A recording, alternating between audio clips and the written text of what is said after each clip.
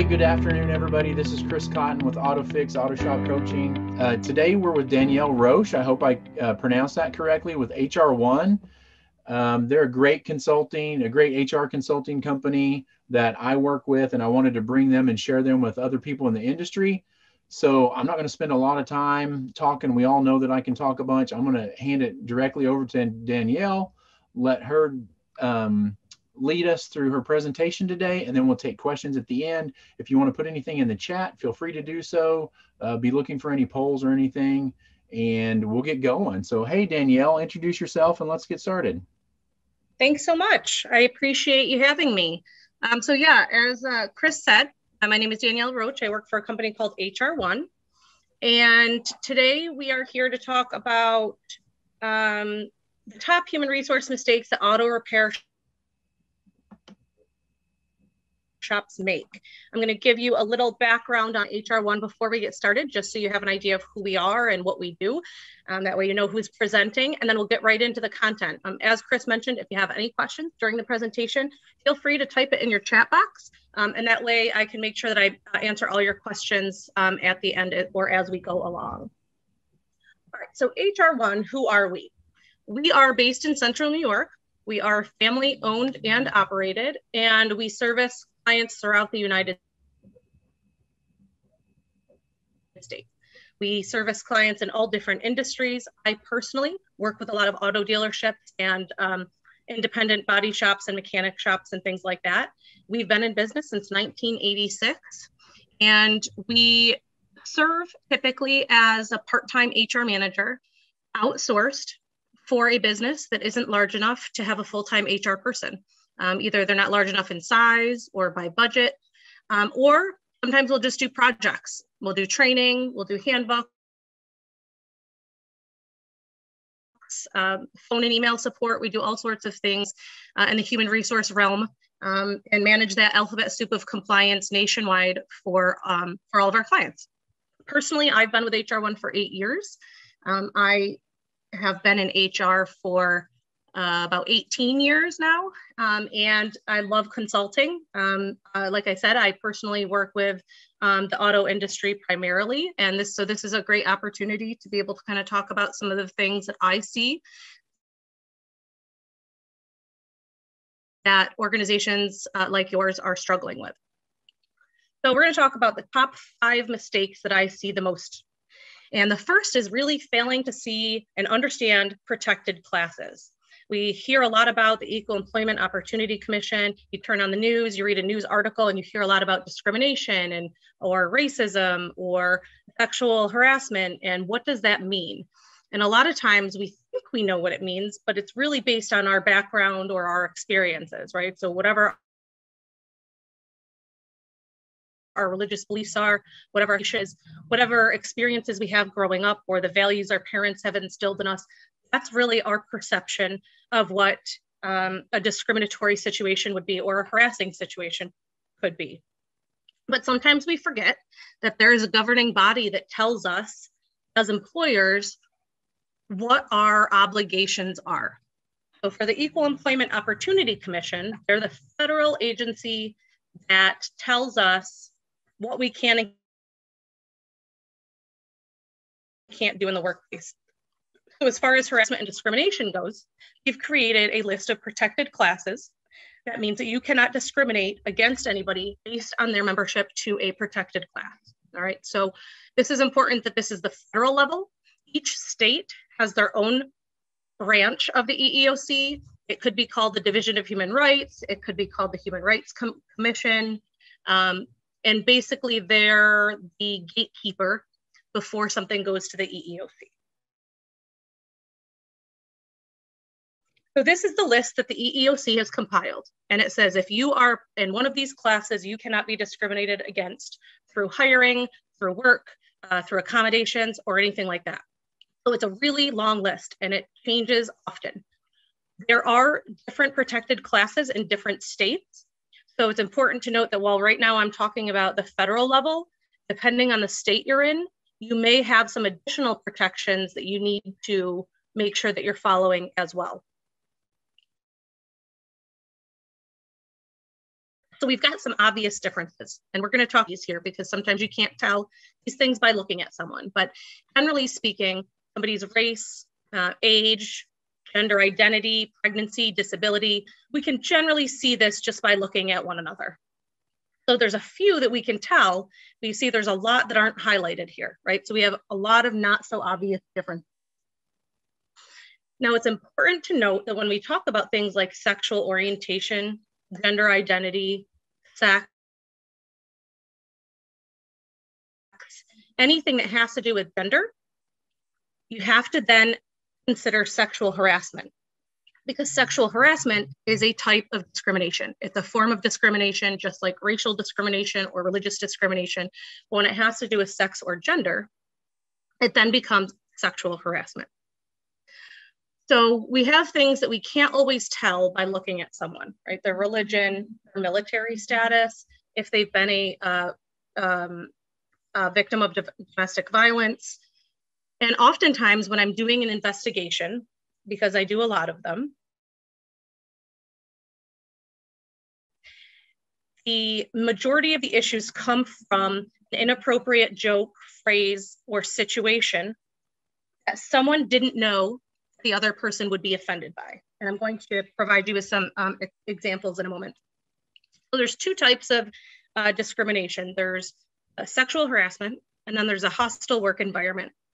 And it's important to note these things because if you don't fully understand what a protected class is and how to make sure you aren't discriminating, whether it be inadvertently or directly, then you already have some exposure within your business, right? So things like hearing your employees tell jokes about a certain race, religion, or disability.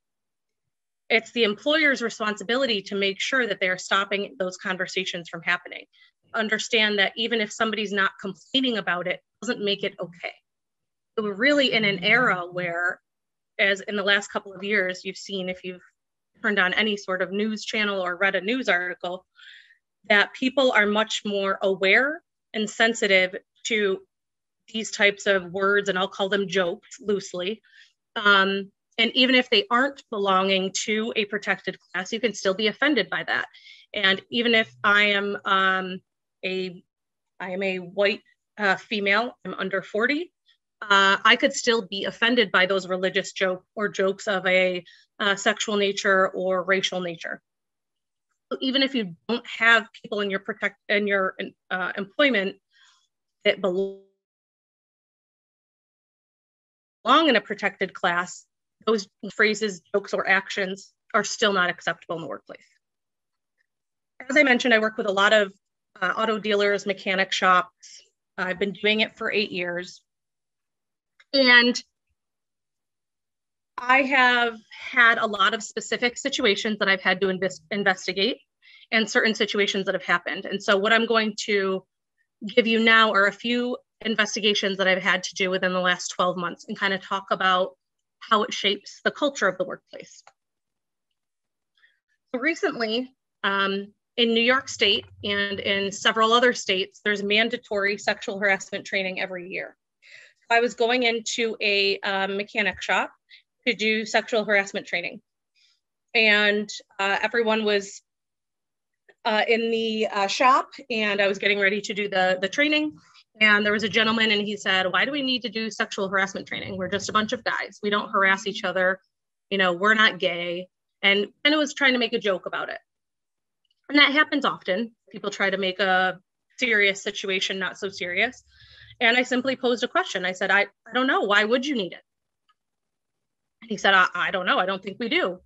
And my response to him was, do you know the sexual orientation of everybody that's in this room?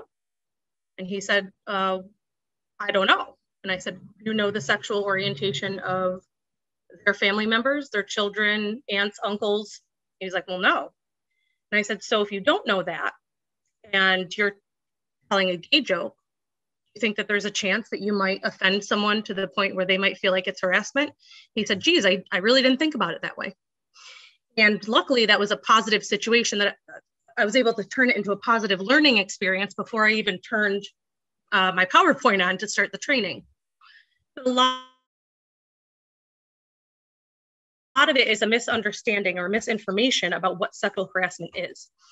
The courts have held that males can sexually harass males, that females can sexually harass females. And if we even take the sexual part away from it, you can discriminate against anybody that's in one of those protected classes, right? So the more that we can educate people, right from ownership down to your entry-level person, less of a situation that we'll have where there is a harassing situation, because it's an open, regular dialogue. We're talking about acceptance and inclusion and what's right and what's not right. Another situation that I dealt with about a year ago is I went into, it was a larger auto dealer, but they obviously have a body shop and a mechanic shop and things like that. And I was going in to do their anti-harassment training for their annual training. And they had a bunch of calendars up of, you know, the typical model in a bikini on a car. And so I took that opportunity during that training to show the definition of sexual harassment as defined by the EEOC. And one of their specific definitions are displays of sexual content.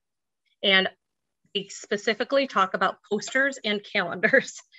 And so when I brought that up, they're like, oh, we're just old school and, you know, we get these for free. And I said, that's great. You can be old school, you can get them for free, but you can't have them in the workplace. And so they went and they took them down, and I went back a few months later to work on a handbook with them, and they were not up there. So again, they didn't think it was an issue because nobody had said it was an issue.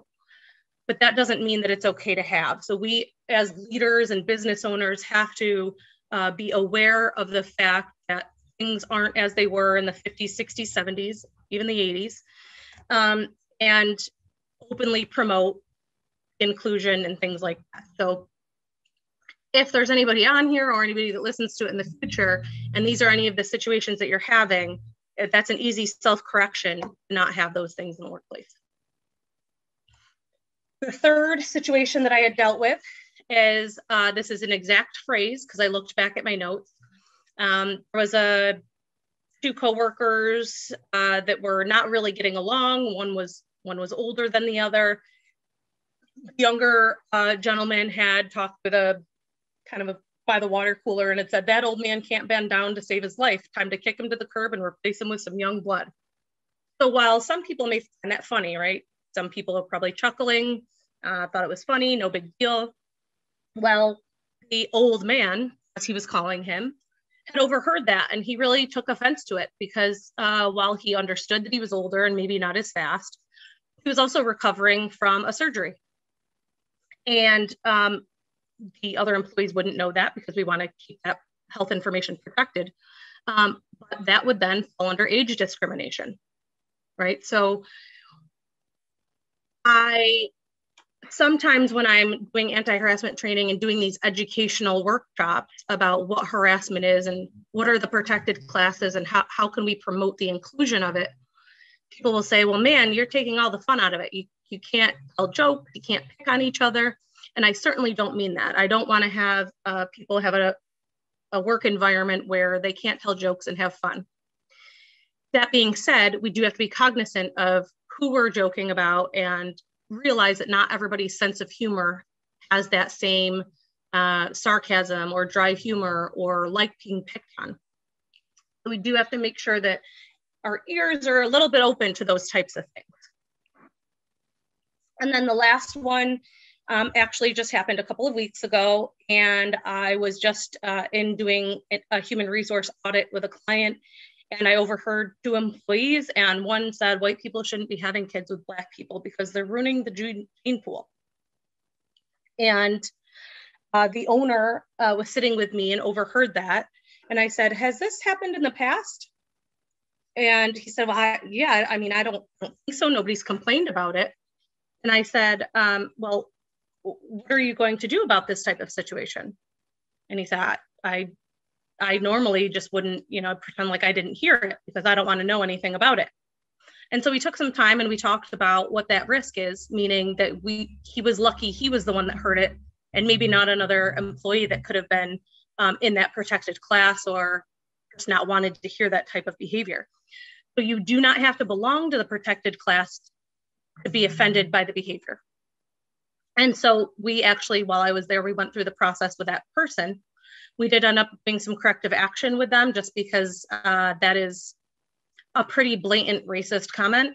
And we needed to make sure that everybody knew that, that the other employee knew as well that we have a zero tolerance policy towards any sort of racist comment, whether it was a joke or not. So these kind of culture shifts I find is harder in this industry of the auto mechanic, auto body shop industry. And I say this comfortably because I come from a family of mechanics. My uncle and grandfathers, they own 6 mechanic shops locally where we are. And they always talk about how old school they are and everybody jokes around and all of that, which is wonderful. I want it to be a great place to work, but we do have to be cognizant of the fact that in 2021, any of these situations are not appropriate in the workplace. And the more that our leadership starts to shift that type of old school mindset to the fact that whether we like it or not, these are the laws, these are the rules, and these are what we have to adhere to.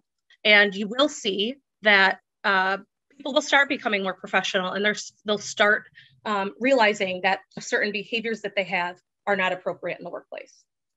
So that's really, I encourage you to learn more about your state protected classes as well. I have all of the information for the 50 states, so we can certainly chat afterwards if anybody's interested in that as well. So the second thing that small businesses, regardless of industry, have a very challenging time with classifications of their positions. And when I talk classifications of positions, I'm talking about exempt status and not exempt status. And this might be a phrase that you're familiar with or you've heard people say.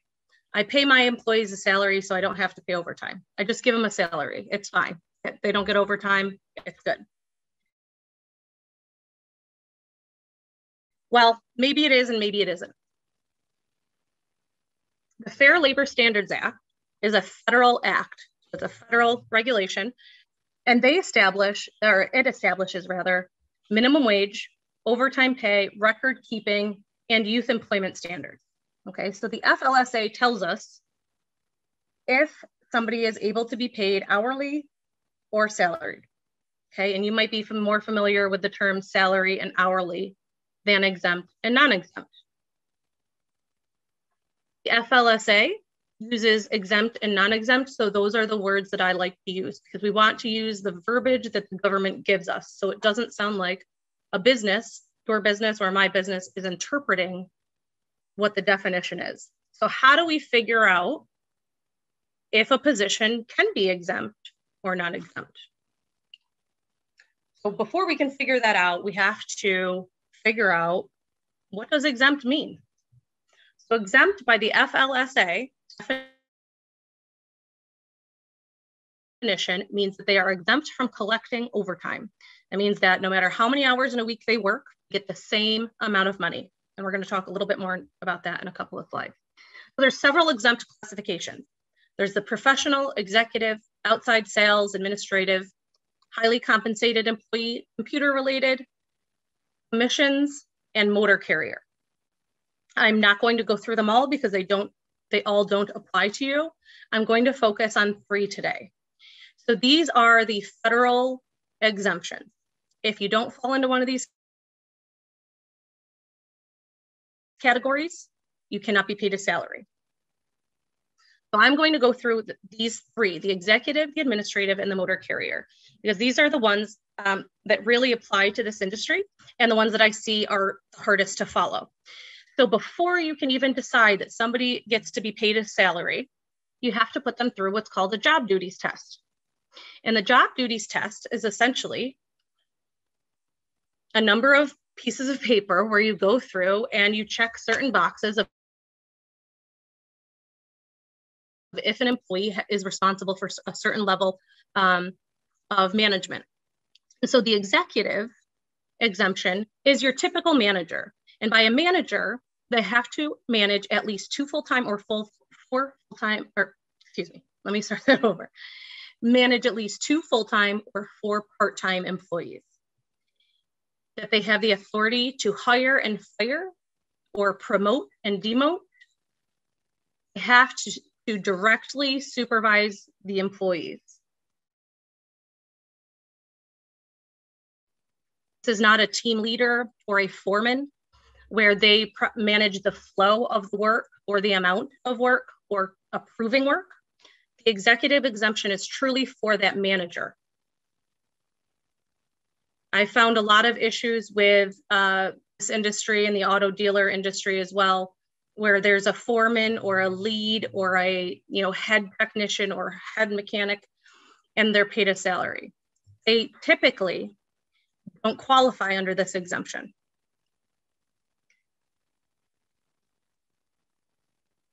The second is the administrative exemption. The administrative exemption is really where most office employees fall. That could be an office manager, an HR manager, an accounting manager, that type of role. So they cannot be doing manual work. They also have to exercise discretion and independent judgment regarding matters of significance. And that phrase, matters of significance, is pretty important because a lot of times this is the catch-all exemption so that businesses can avoid overtime. What we have to figure out, excuse me, is how significant is their judgment? These aren't like ordering office supplies or ordering a couple of laptops here and there or anything like that. They have to make decisions that have a significant financial impact or creating and implementing or changing policies and procedures. They also have to be free from immediate supervision, meaning we all have supervisors, but that they're not approving everything that we do. So Danielle? Yeah. So would a service advisor, I'm assuming a service advisor or service writer would be okay under that circumstance? The service advisors actually fall under the motor carrier exemption. Okay, I'll let you continue then. Yeah. Okay. It's a great question. So the motor carrier exemption, also called the auto dealer exemption, it's a very less known exemption than any of the other ones because it only applies to this specific industry.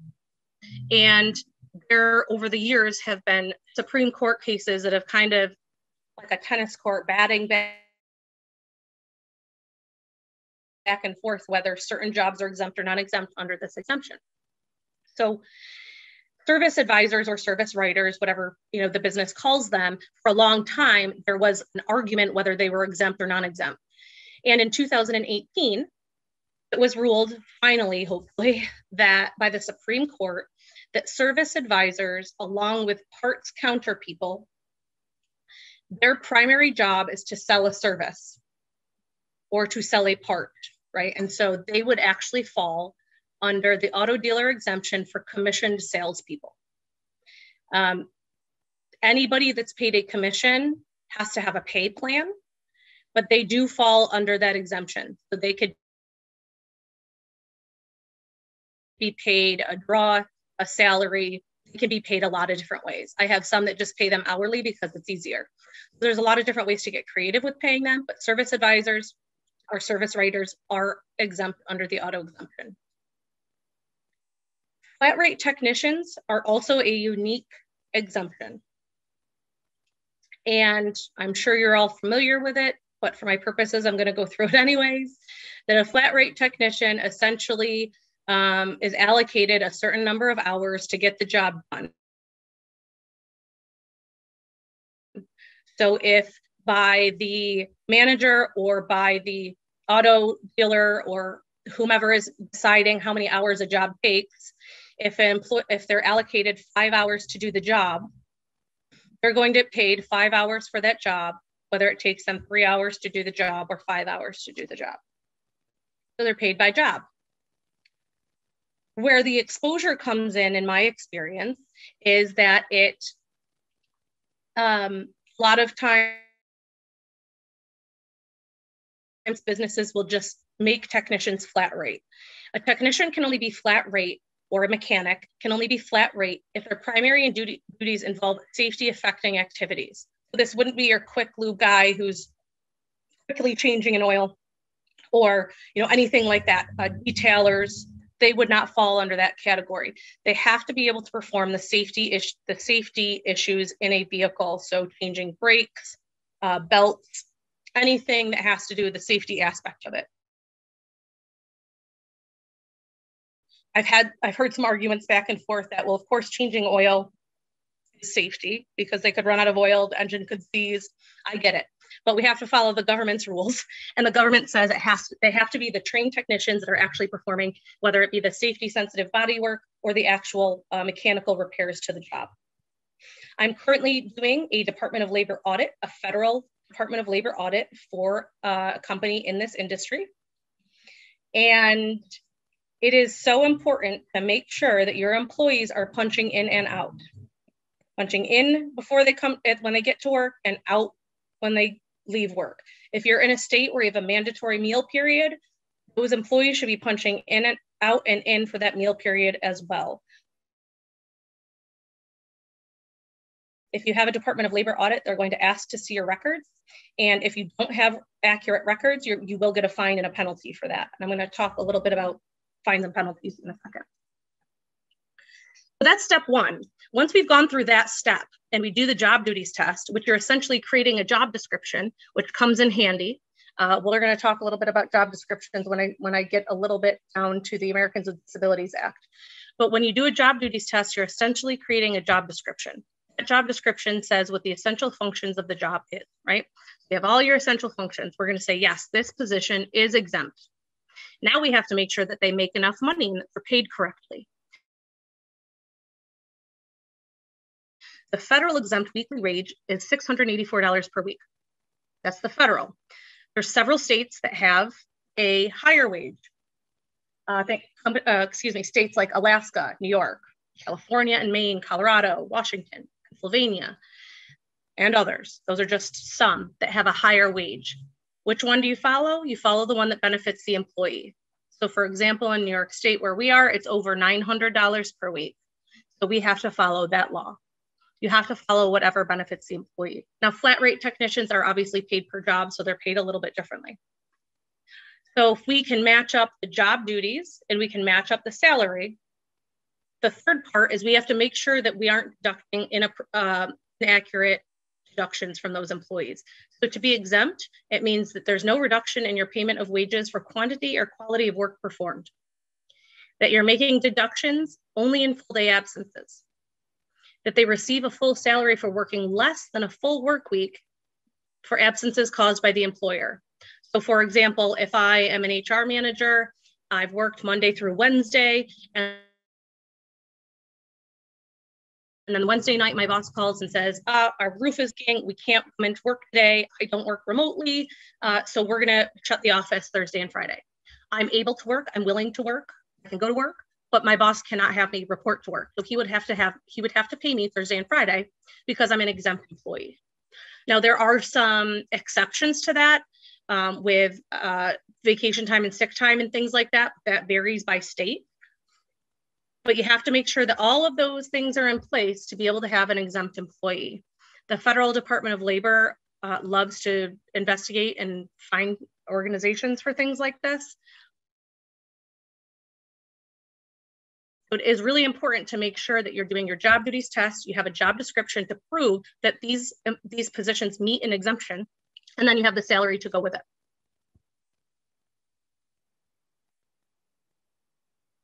There are also a couple of states that have daily overtime.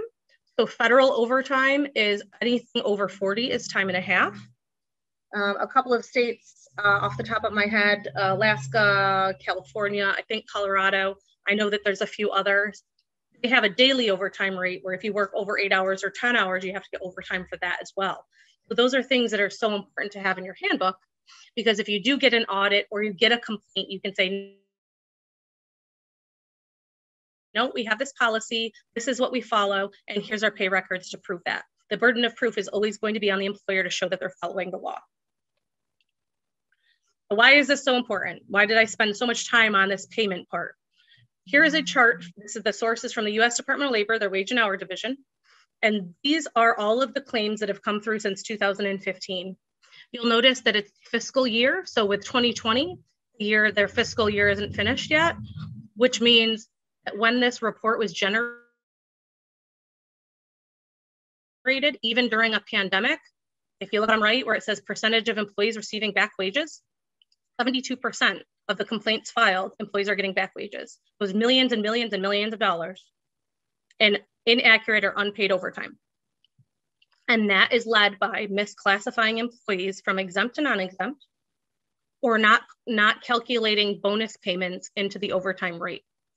So you want to look at your pay practices. It's super important. There was a car dealership in our to pay $42,000 in back wages to employees because they weren't calculating it correctly. The Federal Department of Labor goes back 2 years.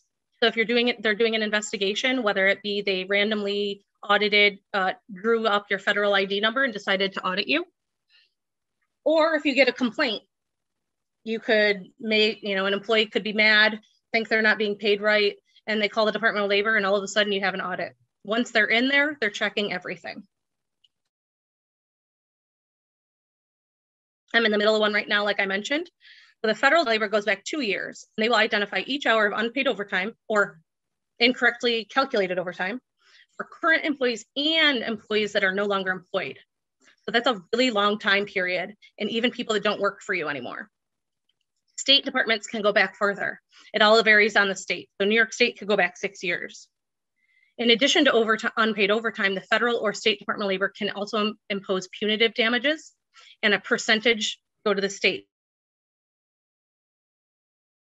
Because let's be honest, the states also like to get their money as well, right? So the financial impact of a business to simply avoid paying overtime is very costly in the long run. Even if you don't get audited for 10, 20 years and all of a sudden you get one, they're still going to go back that time period. So if you are hearing about this and you're thinking, I might have some people that are misclassified, it's absolutely something that you should look at.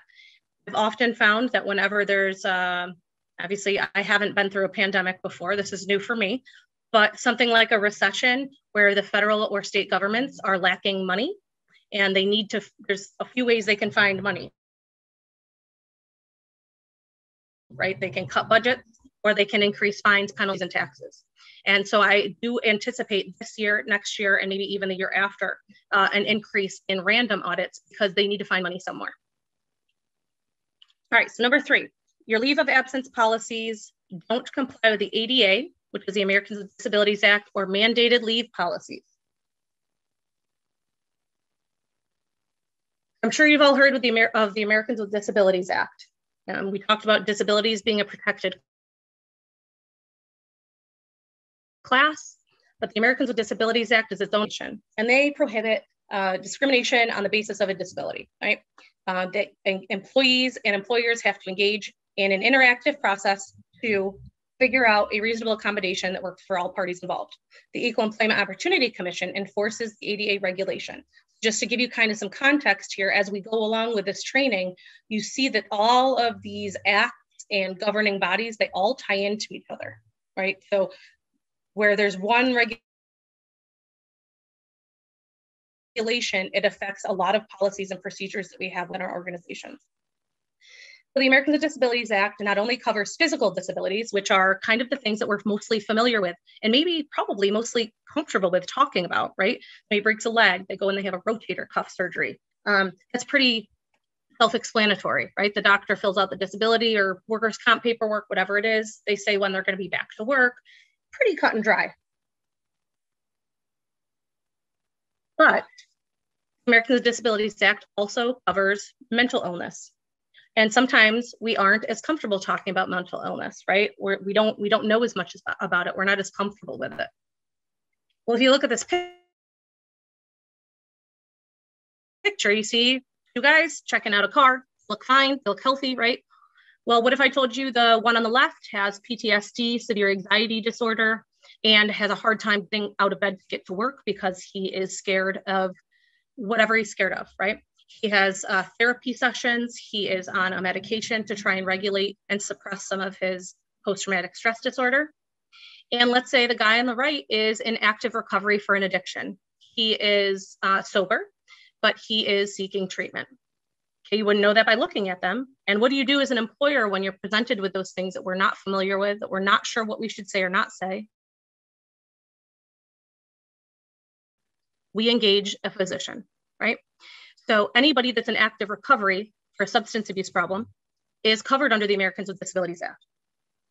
So how do we figure out if we can get somebody back to work? How do we figure out if they can work or not work?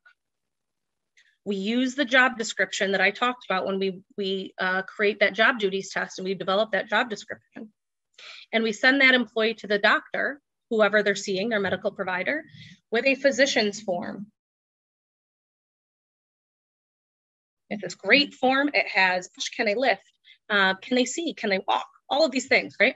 And so the employee takes those two forms to the doctor and they say, here you go, my employer, I've requested an accommodation for my disability and my employer needs some more information.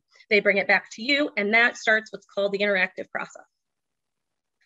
If you don't have a job description or a physician's form that contains all those details, you may get an employee that says, oh yeah, no, my back feels better. I can work. I don't have to lift anything. Just give me a note. It's fine. I can go back to work. And then the doctor just scribbles on a prescription pad, right? And they're like, on Smith, they can go back to work, no restrictions. And that employee just wanted to get back to work. Next day, they go and lift something that's 40 pounds. They throw their back out and it's a workers' comp claim now. Whereas before it was probably a disability. Maybe they were gardening and just kind of pinched a nerve, right? And it's a comp claim. And I'm sure you've had comp cases in your organizations and they are costly, they're time consuming, and they're hard to prove that they didn't happen at work. Another situation could be that employee that doesn't even like work. They're like, oh yeah, I can't work. I've got to lift 60 pounds all the time. I've got to stand all the time. I've got to do all of this. I can't work. And then the doctor takes out that same prescription pad and they say, employee can't work for 6 weeks. Okay, well, that doesn't tell me anything. Both notes don't tell me enough information. So I'm still going to have to go back and say, I'm sorry, we need more information to be able to engage in this reasonable accommodation conversation. So that's why those job descriptions and the forms are so important, because then you can say, oh, well, you know what? We're able to bring you back to work part-time. Here's some things that we can do for you, right? So we want to engage in that interactive process. And I'm going to talk a little bit more about returning to work in a second. Here's a couple of phrases that I see a lot when I'm reviewing handbooks. Employees can request a leave of absence for up to 12 weeks, right? Or our company policy allows for employees to take a leave of absence of up to 8 weeks. Well, the problem with that is the Americans with Disabilities Act and the EEOC says you can't do that. Too restrictive. Engage in an interactive process to return to work. In order to say that you are reasonably trying to accommodate a disability and a return to work, to modify your policy that limits the amount of leave that people can take at any given time. Now, that's not to say that employees can just run amok and take off whatever time they want, because we are controlling the narrative. And I'm going to talk about that narrative in a minute. You may have an employee, let's say your policy is 8 weeks. Employees can have 8 weeks. An employee goes out and needs to have 10. And you say, we cannot accommodate that. That's not reasonable. We're going to have to separate you. That would not win in the court. If an employee said, I was trying to engage in an accommodation and my employer said it would not give me those extra 2 weeks. There are court cases upon court cases that have shown that if an employee reasonably can return within a reasonable time frame, that should be an accommodation. Now, that's not to say that if you engage process and the doctor says, geez, I don't know when they're going to be able to return. It's a head injury. That could be anything. Okay, well, what's your best prediction? And again, it's that conversation going back and forth to make sure that we're getting all the information that we need so we can make that educated decision. Now, if we get an update after 6 weeks or 8 weeks or 12 weeks, and the doctor's like, I really have no idea when they're going to return. Well, then we can talk about maybe a medical separation where you're not being fired. We just can't continue to hold your job open. Now, depending on your state leave laws, or if you're over 50 and so you have to comply with the Family Medical Leave Act, that might change our position a little bit. But the idea is you have to be able to show you're engaging in a reasonable accommodation. Employer policies that require employees on an extended leave to be 100% able to return to work without restrictions may deny employees reasonable accommodations. Now, this is right from the EEOC website. I have a lot of clients, whether it be in the auto industry or manufacturing, they do have a no light duty policy because of safety issues. So it's not to say that you can't have that, but given the fact that we have our compliant job descriptions, we have our physician's form, and we've received that from that employee.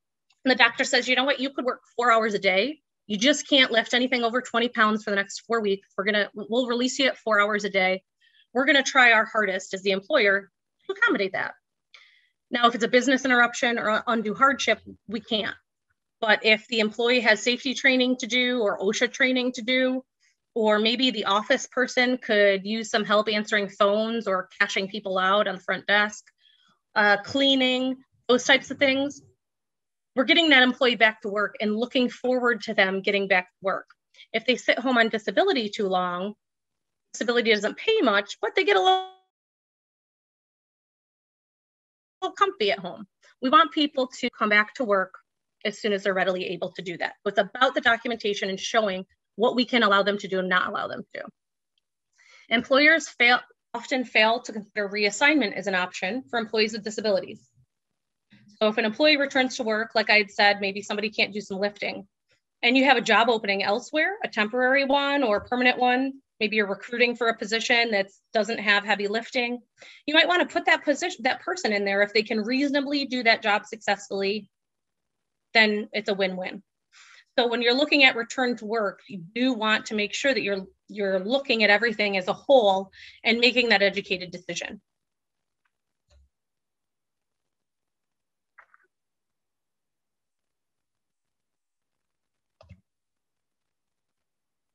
All right, so what are we going to ask? How many employees do you have, right? That's what I'm asking my clients. That makes a decision on what we're going to do, whether you have FMLA or whether you have a state leave policy or a disability or whatever the case may be. We have to look at that. Are your job descriptions up to date? If you don't have job descriptions or they don't have the physical, mental requirements on there, they have to be on there and up to date. Does it say if the positions are exempt or non-exempt? That's that business protection from the Department of Labor, from the Americans with Disabilities Act, from the EEOC. What does your leave policy say? And what is your, now if we go through these things and we're asking these questions and you're like, geez, yep, I've got one of those 8-week policies or 12-week policies, you're going to want to change your future practices because your past practice sets a precedent for what you do in the future. So if you find now that, oh yeah, we've got some compliance issues there, we want to look at what we can do in the future going forward for our staff. Now, this doesn't mean you need to bend over backwards and completely cater to the employee, but if you're demonstrating that active working relationship with the employee and yourself, that is the business protection. And so I mentioned we're going to talk about who's in control of the situation. We want the employer to be in control of the situation. We want the employer to manage this process. That's why we provide all of the forms to the employee. And on when the form has to be returned, we let the employee know, I cannot approve an accommodation for you unless X, Y, and Z is met. We let the employee know how often they have to communicate with us when they're out. If there's an estimated return to work date, 2 weeks prior, we're checking in. We're making sure that, yes, you're on target to return, or we need an update of your medical condition. Making sure that employees are accountable for the next step. That is very important. So clear, concise communications and procedures eliminate any gray area, any risk for exposure, and making sure everything is in writing. This is a map of all the paid leave laws in the United States. All right, so all of the United States has to comply with the FMLA if you have over 50 employees within a 75-mile radius. Okay, so that's all of them. We also see that there's several states that have a 4-week, 8-week, or 12-week paid leave enactment. There's also some that have beyond the 12 weeks that FMLA would require. Some of these states have multiple paid time off policies. New York State, California, Washington. More and more states are creating these paid leave laws that aren't just to do with disability or birth or adoption. It has to do with taking time off for school, for your kids' schooling, be able to meet parent-teacher conferences. There's all paid leave laws. And if you don't have those in your handbook to be able to refer to, you're probably at a loss and you're probably not in compliance. It's very confusing because sometimes the laws will overlap and which one do I have to follow when? So developing those sound procedures would be very helpful for the management team when they're trying to help with these leaves and how they interact and how much time do they get and when do they get to take it.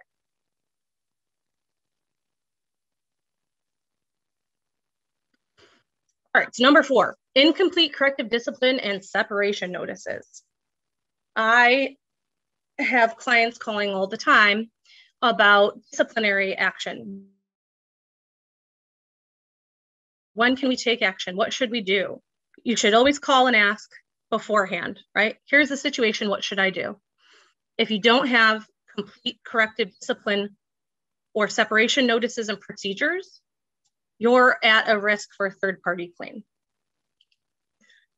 The fight and business protection of a third-party claim starts from the verbal warning.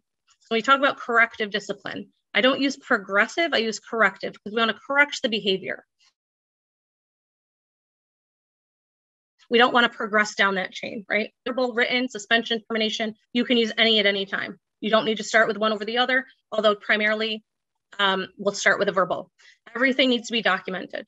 The golden rule is if it's not in writing, it didn't happen. As I mentioned earlier, the burden of proof is on the employer, right? If you're trying to fight unemployment, if you want to fight a discrimination,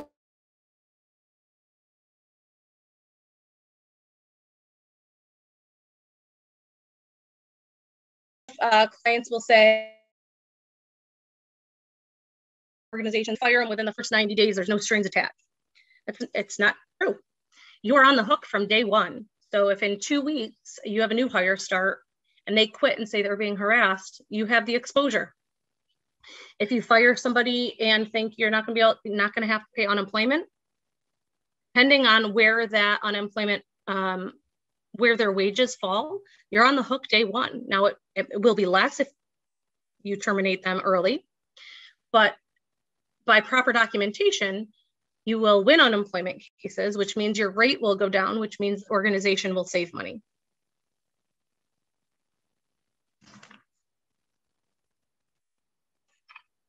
I had an organization call me. They were not a client of ours, but I had them call and they said that they were, they fired somebody and they just said, well, we're in employment at will state. So we're gonna fire you. We don't need you anymore. Have a good day. Every state except Montana is employment at will. Every state except Montana also allows wrongful termination lawsuits. So while we are an employment at will country for the most part, for Montana, I encourage my clients to forget that that's even a thing, because if you do that and an employee has been thinking about the fact that maybe they feel like they're being unfairly treated or being discriminated against or not being given a fair shot, they can go to the EEOC website and they can file a claim against you and it's valid without them going to speak to anyone, without looking at somebody face to face, anything like that. And so that's why it's so important to have a separation procedure, to have a corrective discipline procedure. By the time you get to firing someone, they should know that they're getting fired because we've written them up, we've given them a time to improve, and we've done all of those things. The employee has put themselves in a terminating position if we're doing things the right way.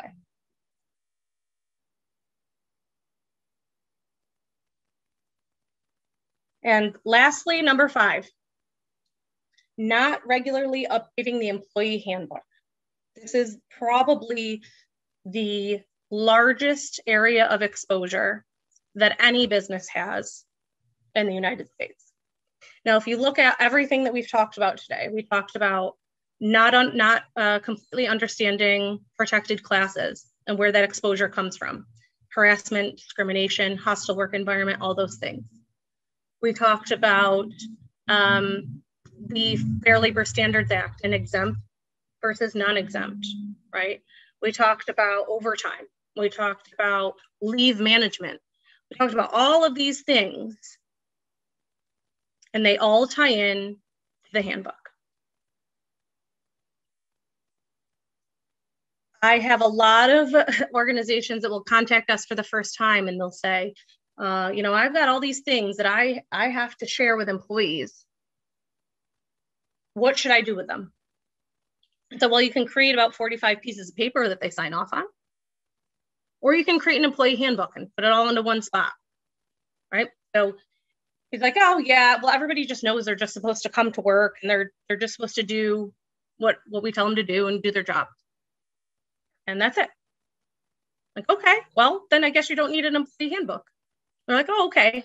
And then they'll call back and they're like, well, wait, what about all those 45 things that I have to share? I'm like, probably put it in an employee handbook and it's in one spot. Now we call it an employee handbook, but it's an employer handbook, right? We are letting employees know their rights and responsibilities for working with your organization in your state and in this country, right? So it tells them all of the rights that they have, the leaves, the attendance, the benefits, all of the wonderful things about your organization that they get by working for you. But it also tells them, here are our expectations. It's a management tool, it's an employer tool. When somebody is not following a rule, policy, or procedure, it's in the handbook. If somebody needs to take a leave of absence, well, let's refer to our policy. What are we doing? What is the regulation and how do they work together? It is a management tool. And it should be updated every year because as you've seen, all of the changes that have happened over the last few years nationally, just imagine what's going on in the individual states. The states are enacting rules all the time. So we've got 2 reasons why we want to update our employee handbook. Compliance changes, like we just talked about. Those could be things like new sick leave policies that are popping up pretty much almost in every state at this point. New voting leave regulations. There's policies like volunteer emergency first responders, donating blood and bone marrow, donating an organ, all of these different leaves, right? We need to be updating our handbook. Whenever there's one new policy or regulation, it affects multiple policies. And maybe we want to make some organizational changes. Maybe we're going to change our paid time off benefits. We're going to change our health insurance benefits. We're going to add some new things. We're going to do the technology. We're going to change our computer and technology policy to make sure we are setting the right expectation. So our employees know what we expect of them and what is appropriate and what's not appropriate. There's 2 types of employment regulations, right? There's your federal and there's your state. We talked a lot about this. How do you determine which to follow? The rule is always whichever one benefits the employee. You still have to include both in the handbook. So for example, if you have 50 employees and you have to comply with FMLA, you're still going to need to comply with your state's paid family leave law if you have one. So those both have to go into the handbook, and then you correlate how the 2 interact together. That way the employer knows and the employee knows, and it becomes a rule book on how to follow that. There's so many federal regulations, right? We talked about a lot of these: age discrimination, OSHA, which your industry is very familiar with, and making sure you have a safety plan. Things like Fair Labor Standards Act, the Equal Pay Act, the National Labor Relations Act. Now that is in the National Labor Relations Board supervises unions and making sure that unions are doing what they need to do. Well, they also are a little board, and they monitor non-union environments, and they have rules and regulations about what you can and can't do, even if you're not a union.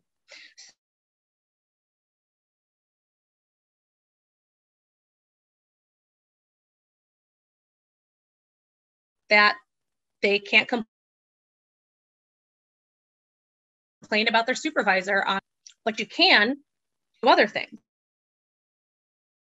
right? So the National Labor Relations Act, but it affects about a dozen policies that you need in your handbook. So there's a lot of different federal regulations, and you need to make sure. It's overwhelming, the amount of regulations to follow, and how are you compliant with it, and how do you know what you're doing, and how do you know if it's right?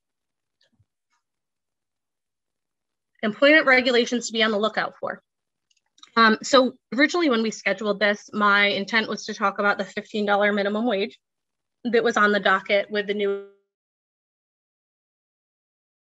administration.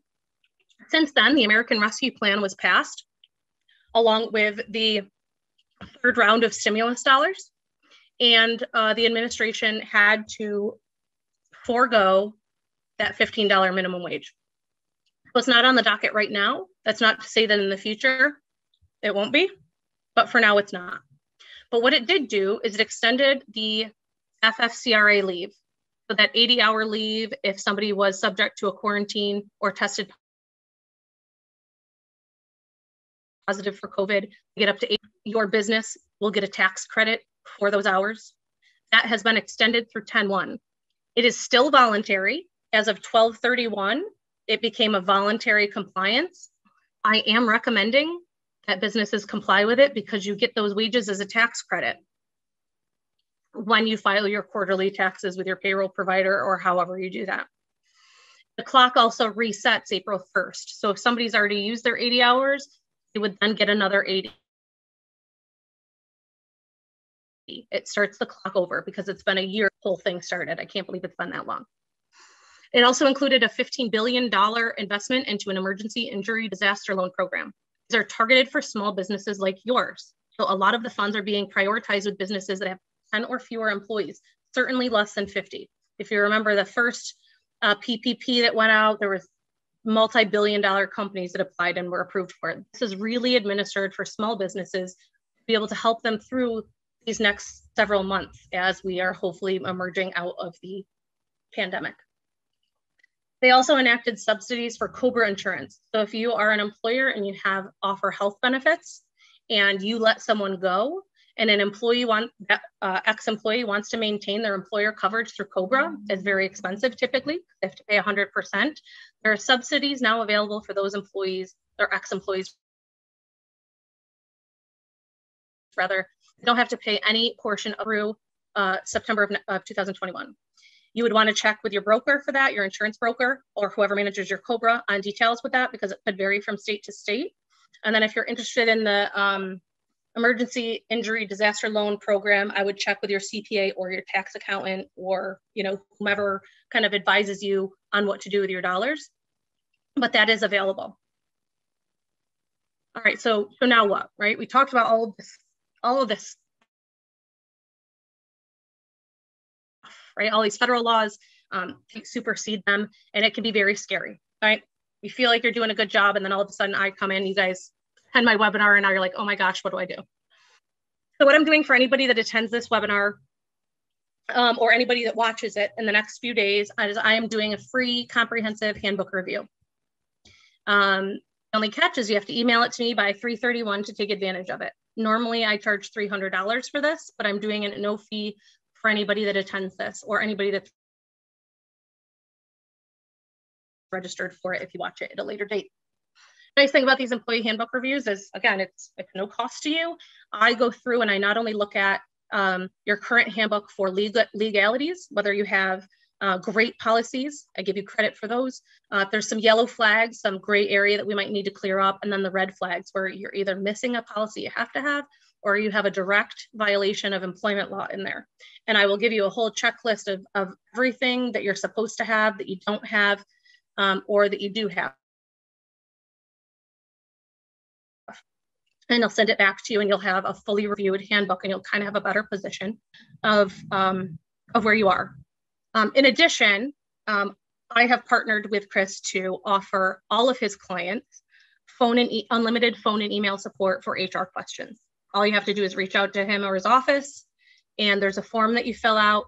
He sends it over to me, and I send an introductory email letting you know, giving you my cell phone. Obviously, my email's right here. That is something exclusive for his clients only. So if you're on this webinar and you haven't taken advantage of that, I encourage you to do so, because I am a resource for any organization, regardless of what state you're in. So this is what we do day in and day out. I like to think HR1's pretty good at it.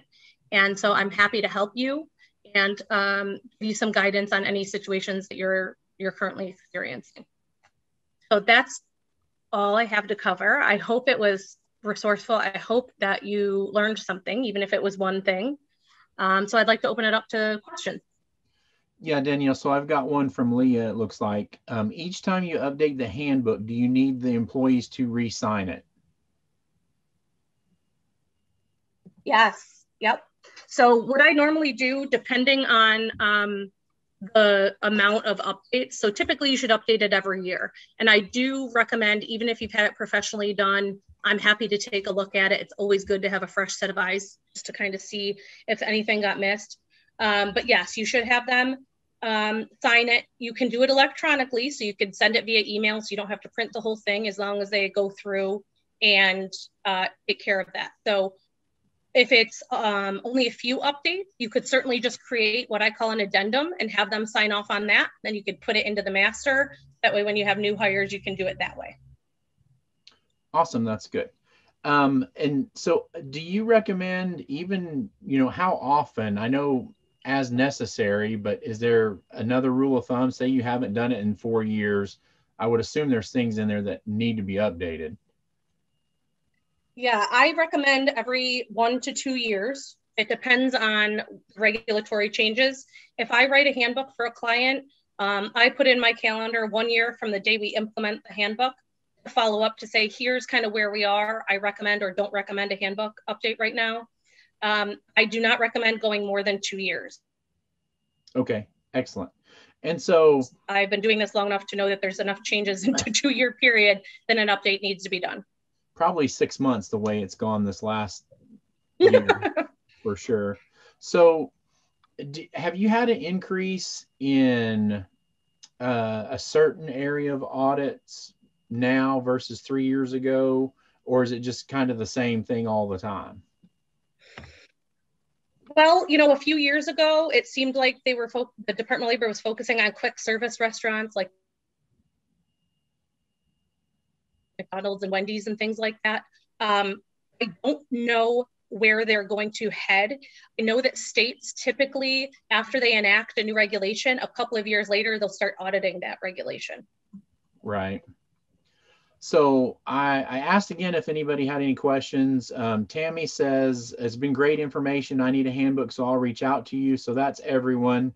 Or she has one, but it's way out of date. So that's awesome. And as somebody that coaches or is a business coach in this space and only deals with auto repair shops, I would say probably every client I have needs to update theirs. And one of the big things I see is the clocking in, clocking out issue, and the exempt versus non-exempt status. I think that's something that we all need to do a better job at as an industry. So if there's not any other questions, I'm going to say thank you to Danielle. Thank you so much for taking time. Thank you to everybody else for spending your day with us. And again, once we get done with this, we'll clean it up, resend it out to everybody that registered. And then, of course, for those that did attend, make sure you get with Danielle now. She's a busy lady, and get in while you can. All right. Any last words, Danielle? No, thank you, Chris, for having me. I really appreciate it, and I look forward to Emmy and Leah. I look forward to chatting with you. So everyone have a great day. Awesome. Thank you so much. Have a great rest of your week, everybody.